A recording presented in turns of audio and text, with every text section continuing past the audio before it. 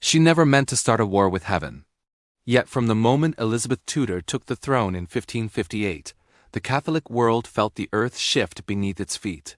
To them, she wasn't a queen at all. She was a heretic's daughter, the child of Anne Boleyn, the girl whose very existence represented everything Rome despised.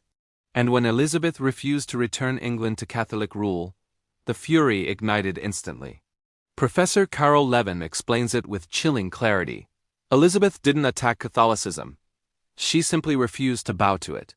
And that refusal was unforgivable. From the Vatican to Europe's most powerful courts, ambassadors wrote in outrage, bishops trembled, priests vanished into hiding. Elizabeth's settlement, a delicate balance of Protestant worship and traditional ritual, was seen as blasphemy wrapped in compromise. And then came the final insult. She declared she would marry no man, answer to no king, and rule as England's virgin queen. To her enemies, a woman ruling alone was dangerous enough. A woman ruling without a husband, and without the church, was a threat to the entire Christian order.